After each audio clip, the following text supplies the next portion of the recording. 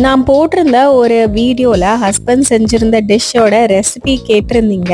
அந்த வீடியோ தான் இது. ஆனா ரெசிபி எக்ஸாக்டா அதே மாதிரி இருக்காது, கொஞ்சம் டிஃப்ரெண்டா இருக்கும். ஏன்னா இந்த சாஸ் பாட்டில் நாங்க யூஸ் பண்றதுல என்ன இன்கிரீடியன்ஸ் அண்ட் எப்படி செய்யணும்னு போட்டிருக்கோம், அதை தான் ஃபாலோ பண்ணிருக்கோம். முதல்ல சிக்கனை வந்து நல்லா குக் பண்ணிக்கணும். அது குக் ஆனதுக்கு அப்புறம் அது ஒரு பவுலுக்கு டிரான்ஸ்ஃபர் பண்ணிட்டு, நெக்ஸ்ட் கேரட்டும் பம்கினும் நல்லா குக் ஆகுற வரைக்கும் குக் பண்ணிட்டு அதையும் டிரான்ஸ்ஃபர் பண்ணிக்கணும். அப்புறமேலு கேப்சிகம், சாஸ் பாட்டில் இருக்கிற சாஸ், தைம், கட் பண்ண பொட்டேட்டோஸ் வாங்கியிருந்தோம், அது எல்லாத்தையும் போட்டு கலக்குன்னு கலக்கிட்டு அதை பேக்கிங் டிஷ்ல போட்டுட்டு பேக் பண்ண விட்டுட்டோம். சீஸ் வந்து ஆப்ஷனல் தான். இப்பதான் வந்து சென்டர் கிளாஸ்க்கு ஷூ வைக்கிறது, கேரட் வைக்கிறது, அப்புறம் பாட்டு பாடுறது, கிச்சனை கிளீன் பண்றதுன்னு எல்லாம் பண்ணிக்கிட்டு இருந்தோம். அப்பவே டிஷ்ஷும் ரெடி ஆயிடுச்சு. இது ஒரு கம்ப்ளீட் டிஷ்னால இதுக்கு சைட் டிஷ்லாம் தேவையே இல்லை. எல்லா காம்பனன்ஸும் இருக்கனால குளிருக்கு சாப்பிட ரொம்ப சூப்பரா இருந்தது. நீங்க ட்ரை பண்ணீங்கன்னா எப்படி வந்துச்சுன்னு கண்டிப்பா சொல்லுங்க.